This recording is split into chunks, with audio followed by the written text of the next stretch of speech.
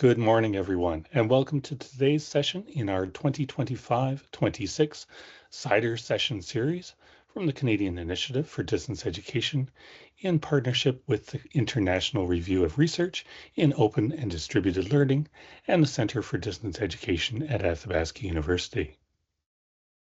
Our focus today will be on the open side of open and distributed learning.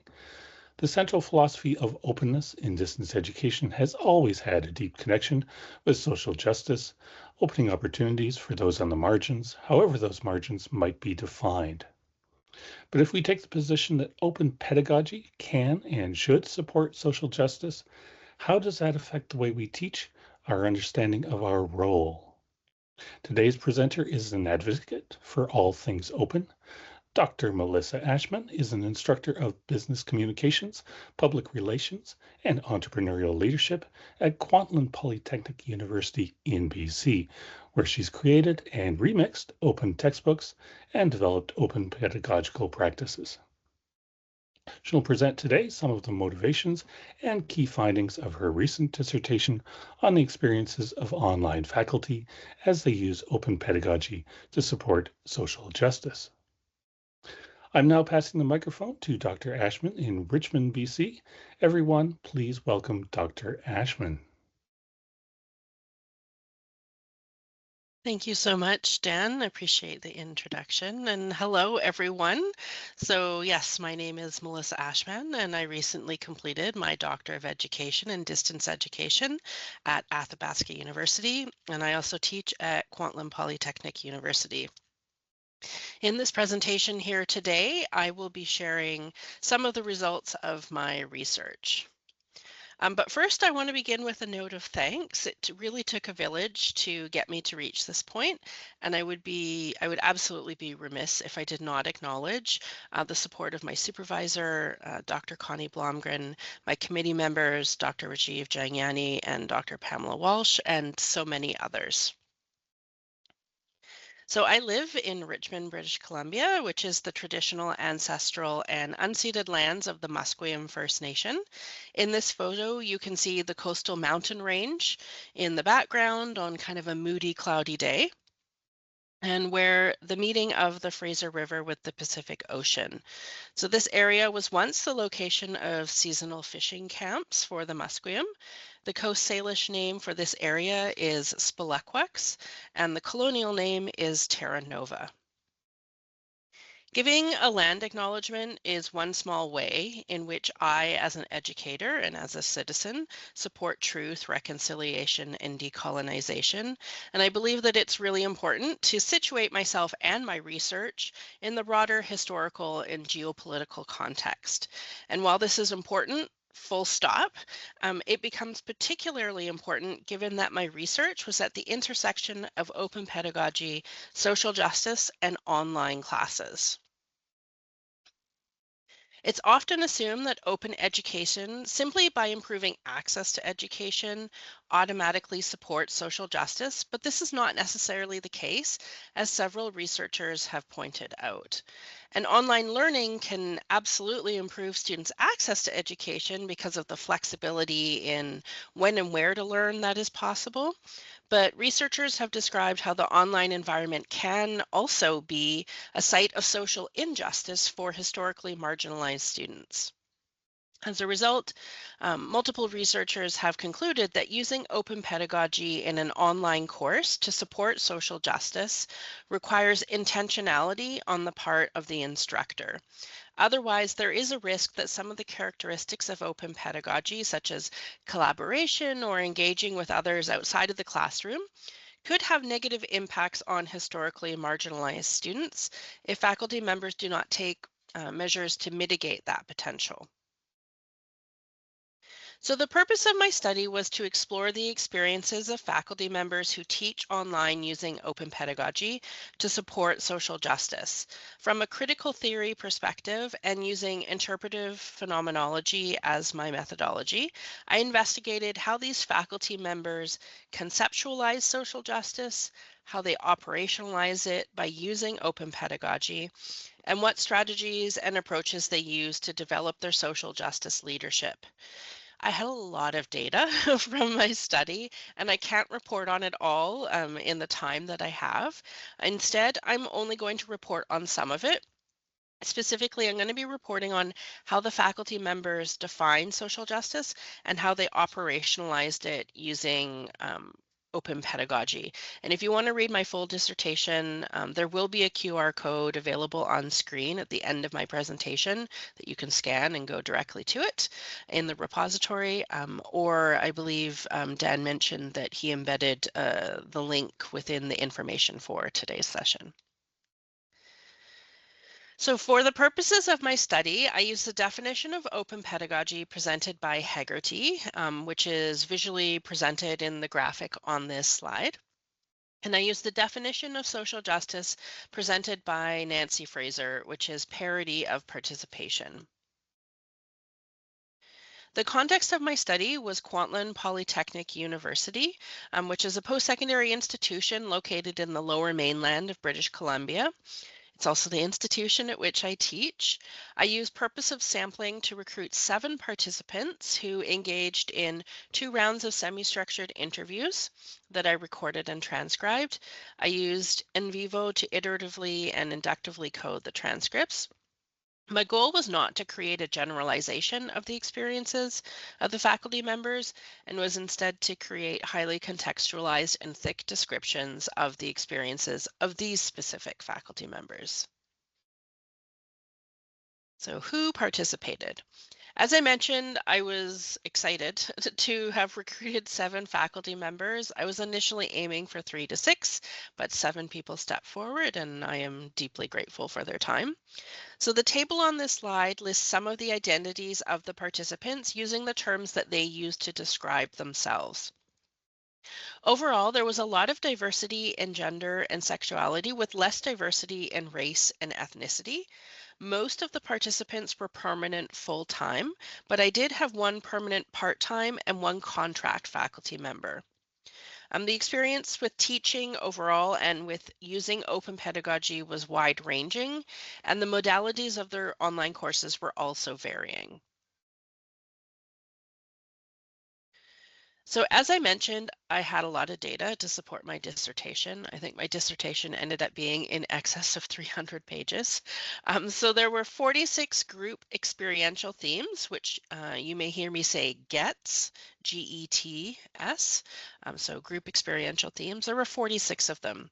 1 to 3 related to the first research question, GETS 4 to 34 related to the second research question, and GETS 35 to 46 related to the third research question. So I want to be upfront and provide some context for what I will be sharing today and what I will not. I will be discussing only some of my results, as I mentioned. I will be focusing my presentation on results pertaining to research questions 1 and 2. This means I won't be reporting on any of the results for research question 3, but you can read all about it in my dissertation. And I will be sharing some of the participant quotes for some of the gets, but I won't be sharing every quote, and I may not be sharing a quote for every get that I talk about, simply because of quantity and time. So answering research question 1, how do faculty members who teach online courses conceptualize social justice? Turns out they do this in a variety of ways, primarily focusing on diversity, equity, and inclusion of identities, as well as removing systemic barriers. So this included a focus on gender, sexuality, race, indigenous perspectives, and decolonization, disability and accessibility, and local contexts. However, some faculty members also included additional aspects, such as the environment or sustainability. Importantly, the faculty members believed that supporting social justice involved more than simply using open pedagogy, and they recognized that supporting social justice is both ongoing and done in many ways. So the second research question, how are they operationalizing social justice by using open pedagogy?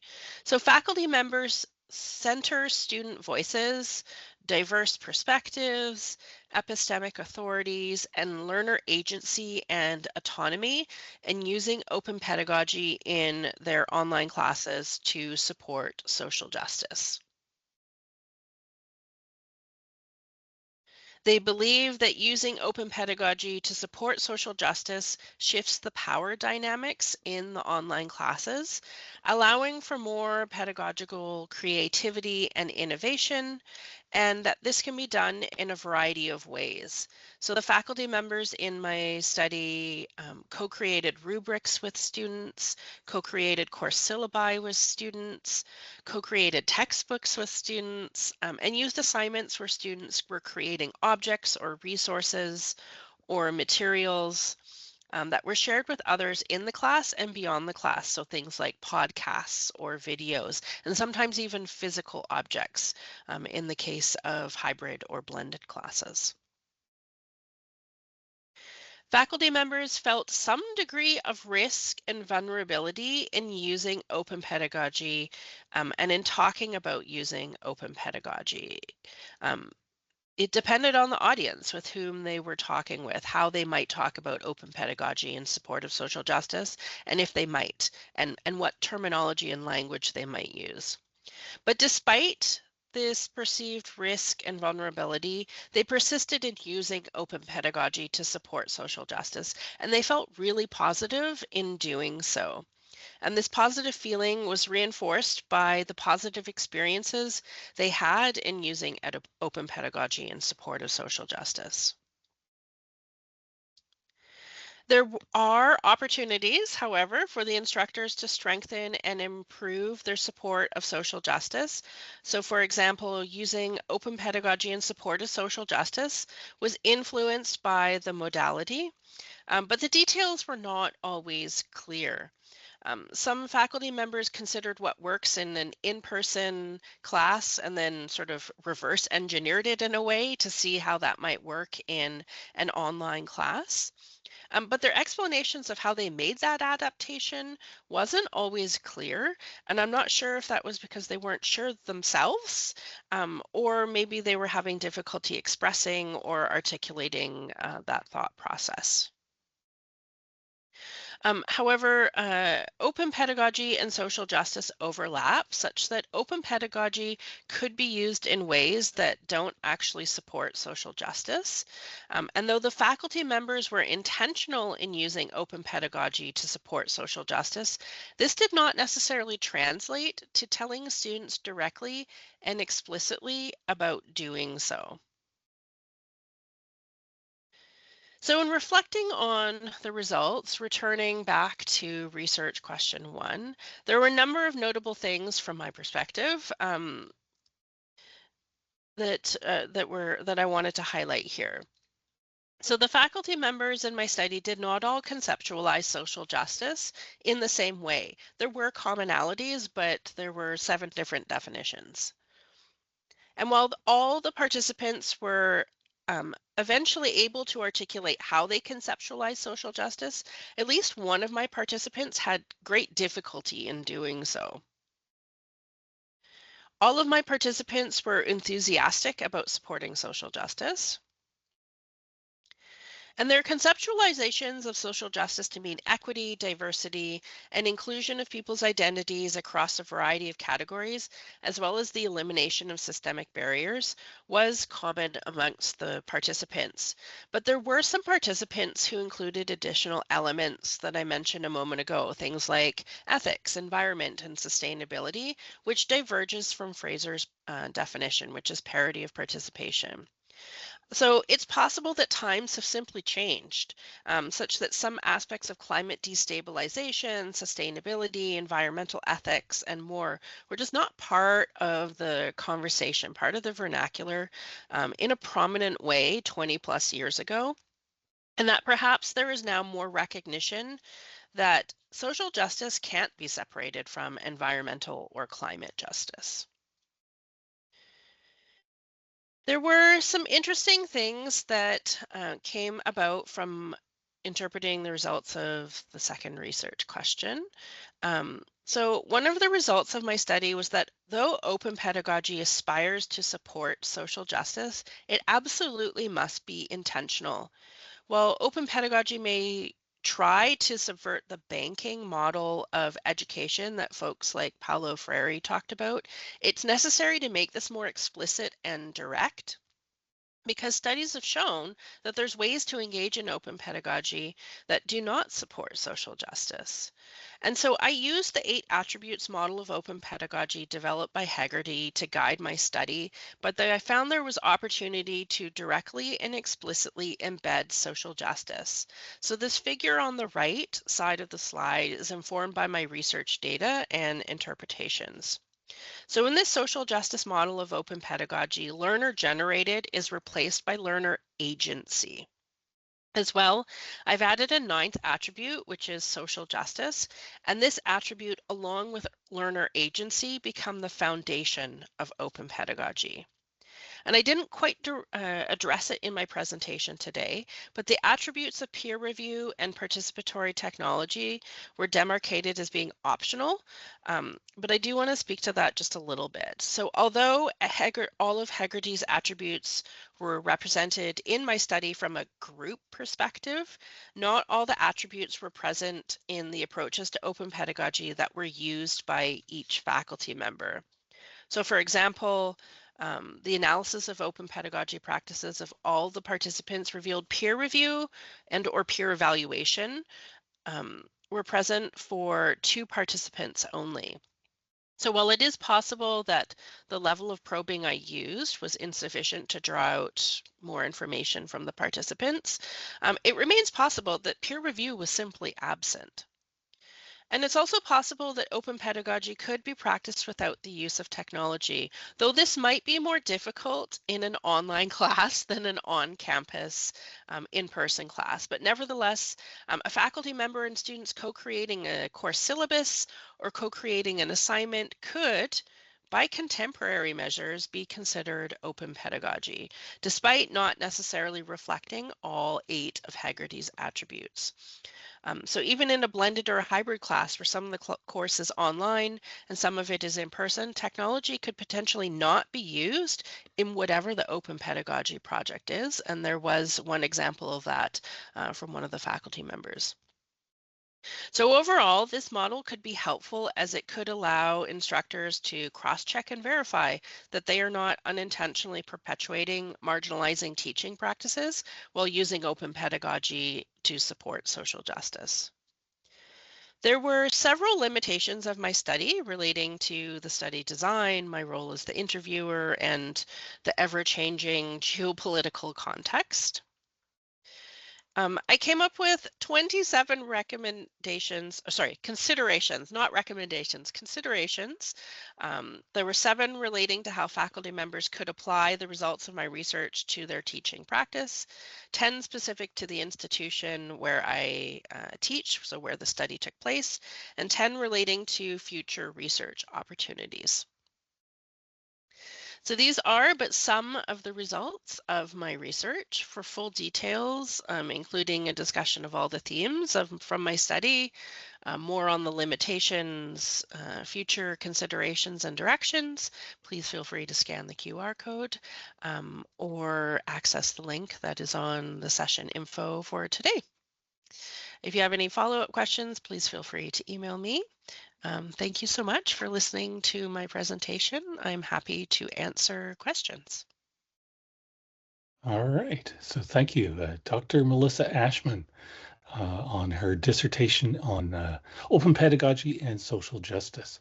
So yes, once again, the slides that you've seen are available for download from our site, CIDER Research, CIDE research.ca.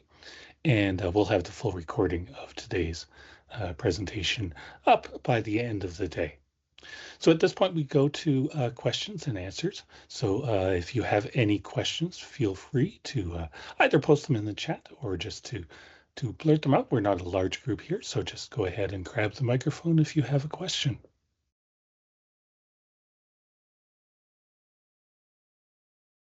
I have one that could start us off. Hi, Um, Melissa. oh, Oh, there we sorry. go.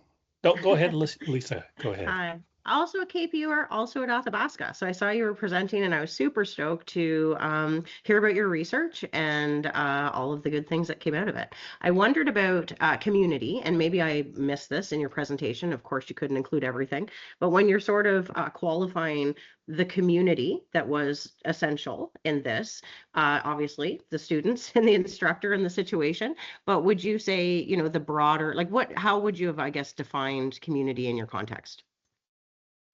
So do you mean community in terms of who the students were sharing their work with? Yeah, like I think, when you're looking at the advancement of these practices and you're saying, what actually is required, like ideally, who's in the bus? If we're driving a bus and everybody's in the bus and it was an ideal world, like who is the community? Uh, yeah, so speaking specifically to the open pedagogy that was sort of being engaged in by the instructors and their students in the class, it absolutely, uh, some of the students were sharing their work only with other students in the class, and some students were sharing their work with those outside of the class. But it was very much the students were in control of their learning and the decisions around what they shared and how they shared it. And the instructors to um, were open and encouraging of students sharing, um, their learning and their knowledge in the ways that worked best for them.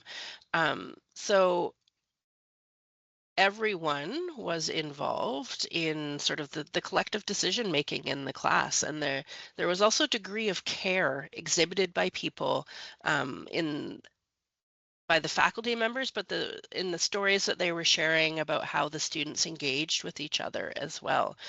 So in terms of how to define community, that's really up to the people who are in the community.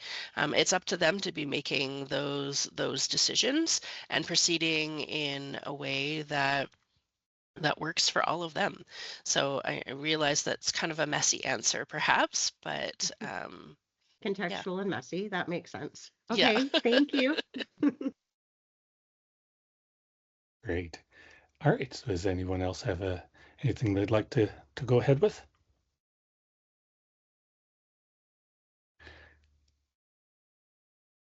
You mentioned that some of your participants found it difficult to conceptualize social justice. I mean, it's one of those terms like open itself that you have a vague sense of what it includes, but it's not really until you see, I don't know, like diagrams like the Hegarty diagram that you showed, um, where you can start to break down the concept into smaller pieces and begin to process it. So I'm wondering, what sense did you get through your interviews and your thinking about your work here? What sense did you get of what makes it difficult to conceptualize social justice specifically? And did this research change your own conceptualization of social justice? Yeah, absolutely. So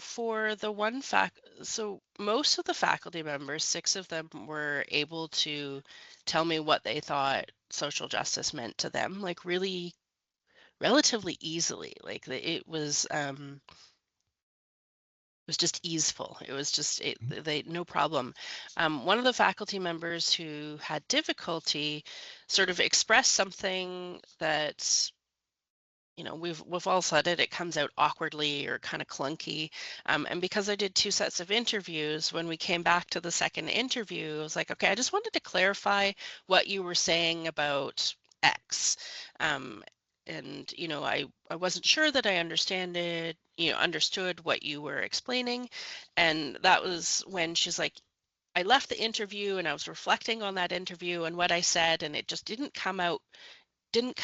And so we had a really great conversation around um, that. And in the end, she'd latched onto just one idea and one example of something, but just didn't express it very well in the first interview.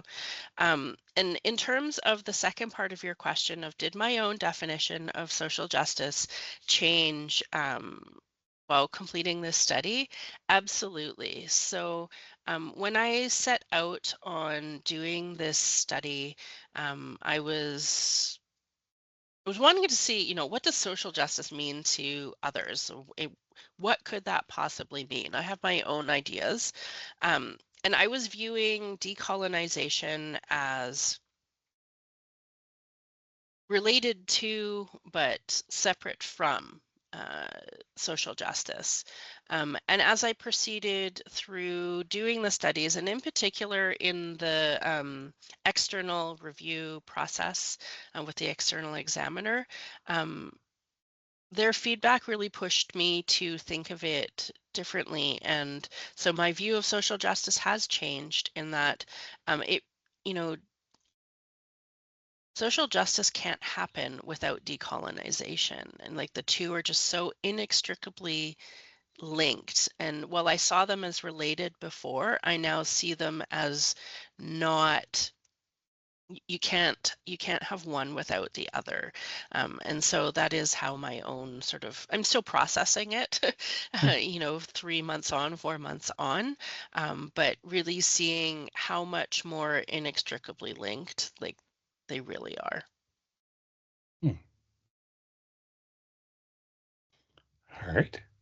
Thank you. Dr. Marty, you have your hand up. Thank you, Dan. And hi, Melissa. Congratulations. Thank you. So I'm sorry to have been late. I actually just came out of a meeting where we're analyzing data from focus groups on higher ed reform and what needs to be embedded in the changes that we make such that we can provide a value for and structures for lifelong learning. Okay, so what does that have to do with your wonderful study? Well, one of the things we got caught on discussing was the whole notion of EDI. And now there's a new acronym emerging called AID, which is accessibility, inclusion, diversity, and equity. And then there's people who want to make it SAID or AIDS, which would be a problem, of course, because it refers to the disease, and the S would stand for sustainability. Okay, so thank you for listening to my context for this question. So one of the things that you and I may have talked about this at some point. If we have, I apologize for repeating myself. But for me, because my background is in human social behavior and the big picture, you are talking very much about the macro response to what's happening in education to the end user, which is the society in which these people that we educate are going to end up serving in societies. So can you say some things for us just for the sake of discussion?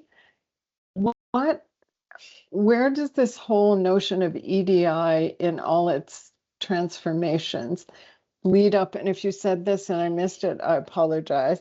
How can we do a good job of linking decolonization and social justice to those things we want to do in the classroom that demonstrate equity, response to diversity, inclusion, etc.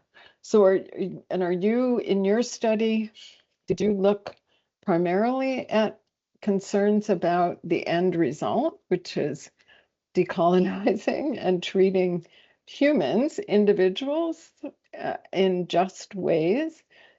Or were you more interested in how that was occurring in the classroom? Because I think both are really important, but boy, it's a big equation. There's a lot of plates spinning around that. Okay, that's enough for me. What do you think? Yeah, so definitely lots of acronyms. JEDI is another one: justice, equity, diversity, and inclusion. I think that they're all getting towards the same point, which is to be looking at the diverse range of experiences and of people living in the world and who are in our classroom.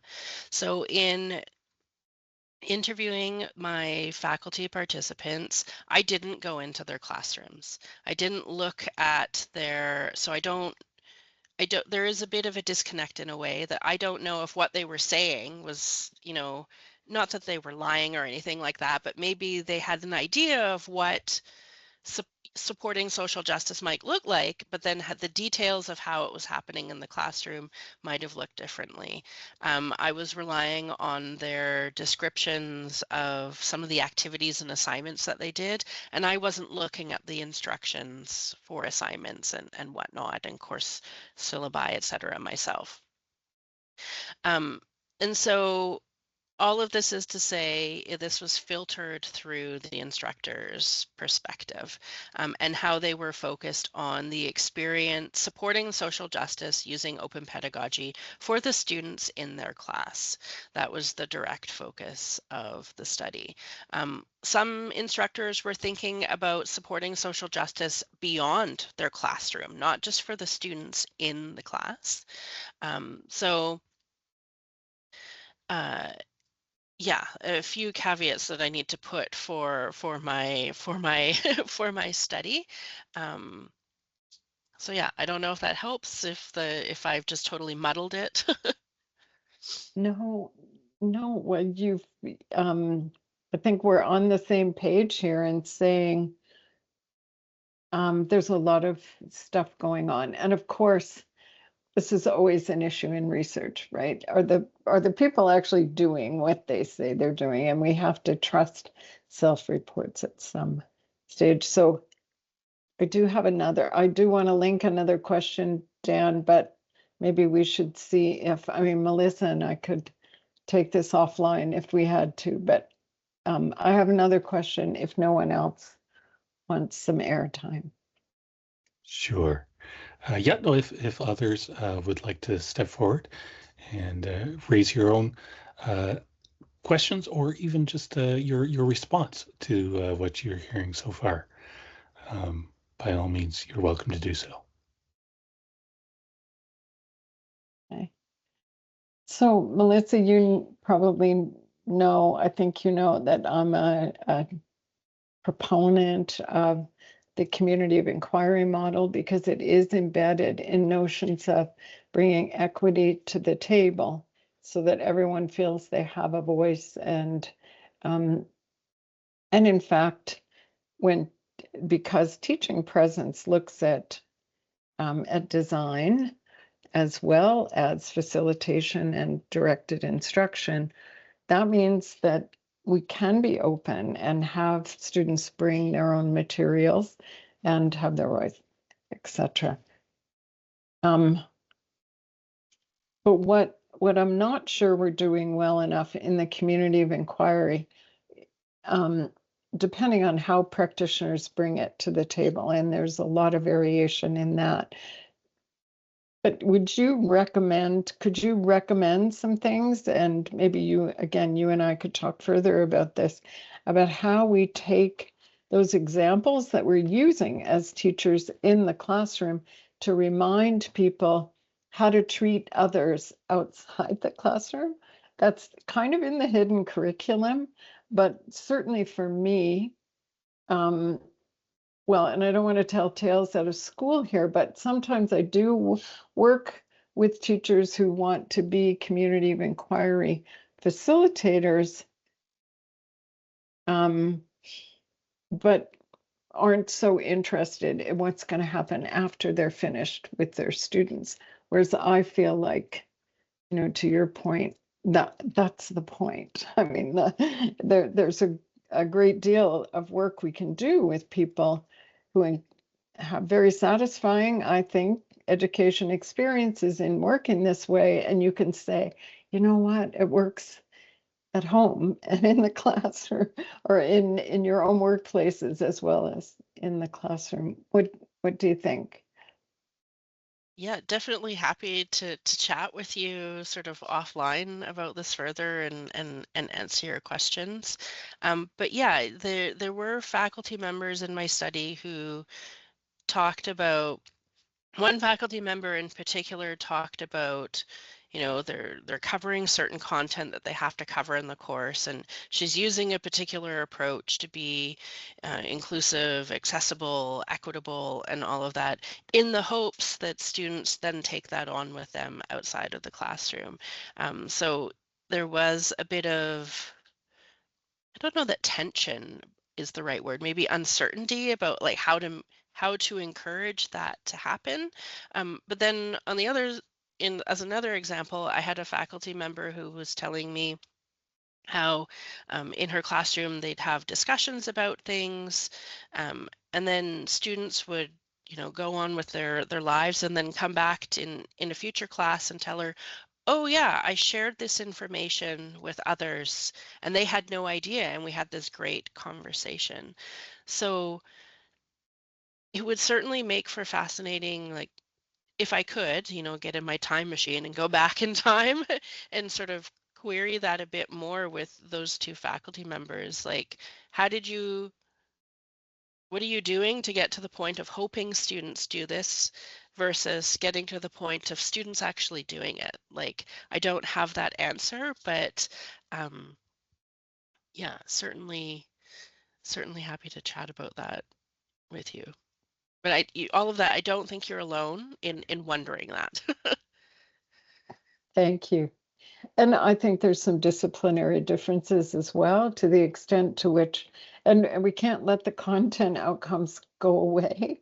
Of course, they're important as well, but there is this sort of soft skill part of engaging in open education in particular ways that may contribute to the greater good. So thank you, Melissa, and congratulations again. Thank you. Yeah, I wonder if this can tie in at least a tiny fragment of what you were talking about there, Dr. Marty, tie in with perhaps your experience with open textbooks, Melissa, and the idea of voice and peer review. I mean, just being able to express your voice and then being able to responsibly peer review it and getting some experience with that whole process. I wonder, is this an area of open pedagogy? You kind of suggested that this was sort of a fringe area, perhaps, of the open pedagogy framework. I'm wondering if that's a correct interpretation, or That co-creating textbooks is well, fringe? no, the peer review aspect. Yeah. So not everyone was sort of involved in that. So some Mhm. students, depending on what they were doing, if they were creating a podcast or video, for example, they could be publishing it and sharing it without having others in the class, for example, or others like providing that direct input prior to that publication. So it was definitely fascinating. And when we think about in terms of like generative AI and all sorts of stuff, like peer review seems to become even more important. So it'll be interesting to see. I mean, I did do these interviews in the fall of 2024, so it would be interesting to see how the instructors' practices have changed, and whether sort of the peer review optional is still sort of a possibility. Um, so yeah, in terms of, I did have instructors who were co-creating textbooks with students, and they did have peer review built into that. Just tangentially related, in the course of doing that interview, the instructor had this realization of maybe they in the, even though she was like, I want to support social justice, I want to include different perspectives and viewpoints, that maybe she had somehow acted in contrary to that by saying, this is what the structure of the book is going to be, and this is what the topics we're going to cover, rather than really truly allowing the learner agency in that. So she just kind of had this moment where she stopped and was just like, I need to think about that. Right. So even in that context, like peer review about the ideas of the things of the practices that we want to do have great benefits. So yeah, definitely would be interesting to get in that time machine and go back and all the questions that I wish I could ask.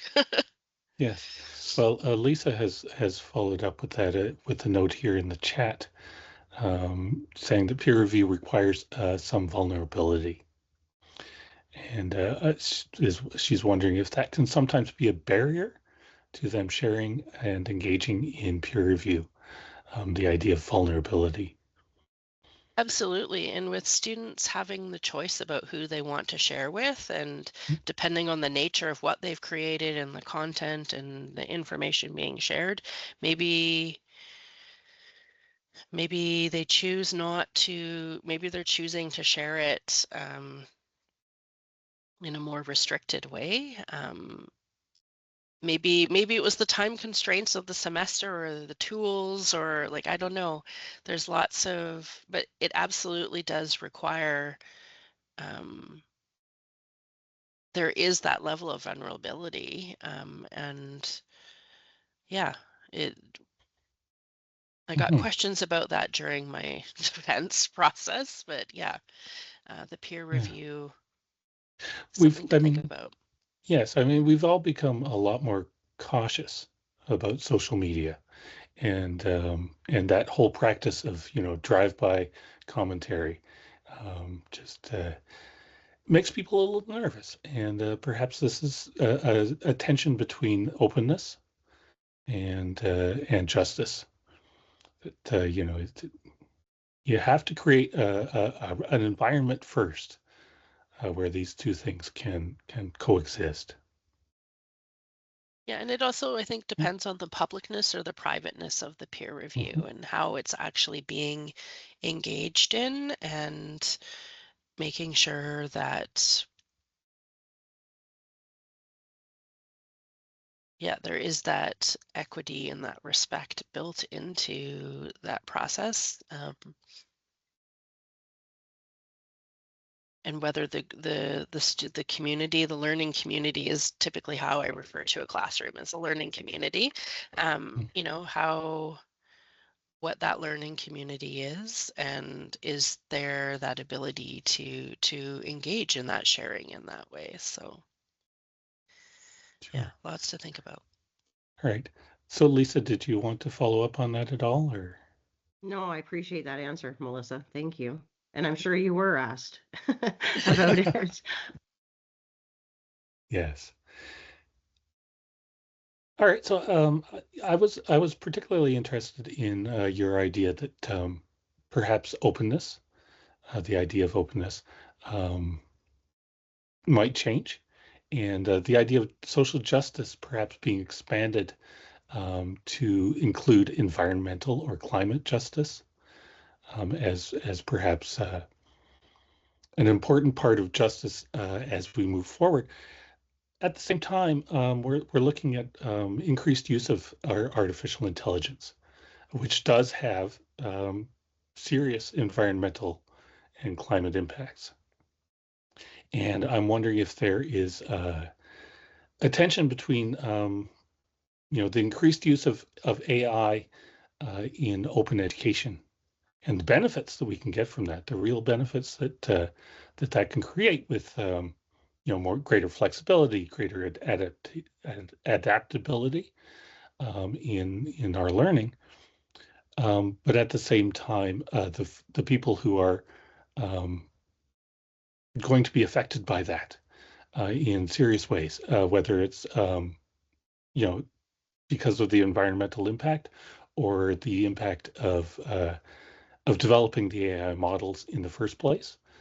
These are not only the plagiarism from people who have put in their work, but also the people who are involved in coding for AI and so on, and the impact that that has on them. So again, just is there a tension there between openness and justice when it comes to some of these new technologies that are very environmentally impactful? Absolutely. So in the time that I did the interviews was like a year and a half ago, fall 2024. So um, generative AI was around. It was sort of still emerging and kind of exploding. And I mean, it still is to a certain extent, but some faculty members, some of the participants were a little bit more trepidatious about it. But overall, the majority of the faculty members were just like, I don't know how to deal with this. I don't know. They were still grappling themselves with the ethics, the bias, the accuracy, the equity, the environmental impact, and so a lot of them, it was interesting that none of the faculty members mentioned generative AI until I introduced it, until I asked the question, like, how does this factor into what you are doing? And so I think, if we put that in the context of the time, at the faculty members themselves didn't know we're grappling with these big issues and just kind of not dealing with it, not in using it in the classroom, or not helping students grapple with those issues, grapple with it together. But yeah, there absolutely is huge tensions between so many concerns with generative AI, and it can have so many wonderful benefits, but so many not good things like surrounding it as well.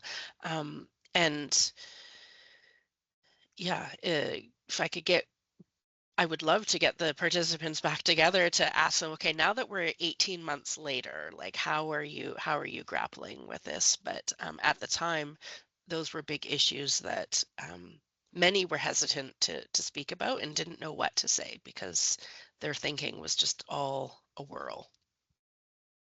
Sure, and of course it forces them to think outside the classroom and the global impact of what they're doing. It's a challenging area. Absolutely. All right, and Jenny has a comment here in the chat. Um, Thinking of the concept of forced openness or theft of intellectual property. That's the result of many AI solutions. Jenny's saying that it feels like a core justice issue to me that open educators are continuing to consider. And also for learners, encouraging them to share things openly, maybe putting them at risk for IP theft with no attribution. So yes, especially thinking of open textbooks here as well, and IP theft with no attribution and making those contributions. Absolutely. And Indigenous ways of knowing, Indigenous Yes. Yep. pedagogies. Jenny and I are collaborating with many others on a project around Indigenous ways of knowing and open education. And yeah, there's a lot of the faculty members, like most of the faculty members, I would say, from 18 months ago seem to be unable to move forward in how to contend. And I feel like anecdotally, I encounter faculty members who, and sometimes even myself, I'm like, I don't know how to do this. Like, I could have an entire 13-week semester on like AI literacy, and that's only a small part of the content that I'm teaching. But so many concerns, the lack of attribution. Yeah, I really like that term, forced openness. Hmm. Jenny, did you want to follow up on that at all? Oh, thank you. I think that's it's good food for thought. And so much has changed in the past. It's every month something changes about AI and moves forward faster and in ways that are, feel really out of control, right? And so lots of academics are doing this thinking around openness and what does it now mean in this kind of age of rapid proliferation of AI solutions. And I always think of my learners, if I'm asking them to publish things openly or, just put it on WordPress and blah, blah, but Google Docs is my favorite thing to worry about lately. I really don't want learners at all to be using Google Docs. So yeah, it's a big conversation, but it comes into play when our institutions are, considering all of the AI implications, and that may have an impact on how open or not open faculty might be invited to be in their course design and with their students, right? So it's just all kind of food for thought, I think. Absolutely. One of the considerations, not recommendations, but considerations that came out from the interviews that I had with my participants was that they really wanted some sort of guide or resource or something, support of something to really help them in navigating the publishing and the sharing of student work outside of the classroom. Everything from, I think a few of them were more referring to the logistics of like, how do I have the conversation about Creative Commons license? But also beyond that, like, particularly in the age of generative AI, and licenses and what are the risks involved and all of that. So they did explicitly say they wanted like resources and supports on that. Um, so yeah, maybe at some point there will be. Maybe there is already a resource. I don't know.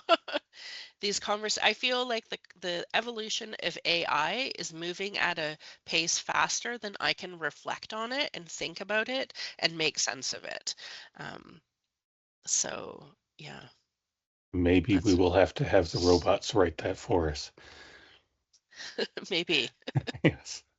So with about 6 minutes left in today's presentation, I don't want to let you out of here without getting some of those considerations. I know you didn't want to include them in the presentation itself, but I think we should get a couple of them at least. You mentioned one already, but yeah, I mean, I'm not going to ask you to rank them or put them in order.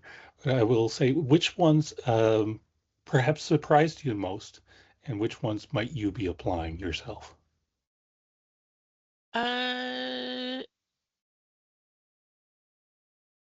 I don't know that I was surprised by any of them. And it could just be because I was living and breathing the data and everything for so long.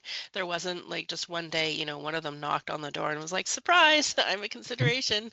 But I think the one that has really stuck with me and I keep turning back to, and that I can also recall off the top of my head at the moment, is I really think the risk and the vulnerability in talking about using open pedagogy in support of social justice. I think that is a conversation that needs to be had in general. I think needs to be had at KPU.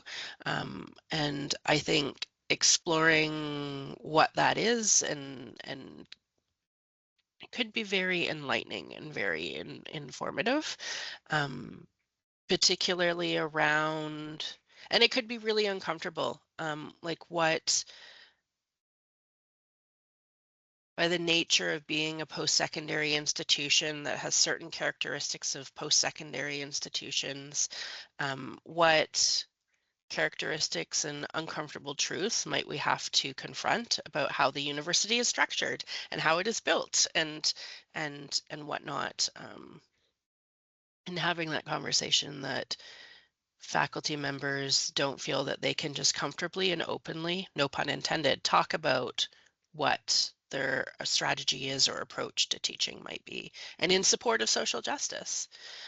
So I think that is something that I'm still grappling with. And yeah, it was also interesting to me that there were faculty members who were like, we want this, we want that. And it's like, well, those things already exist. So, um, yeah, definitely. Those are just a couple that come to the top of my mind here. Sure. Conversations that you have started with your research here. I mean, laying out sort of a process for doing that, and a framework for people to start filling out their own, perhaps on an institution by institution basis. All right, so we have a couple of minutes left. If there are anybody with final comments or things they would like to add to our discussion here, but otherwise we'll wrap it up.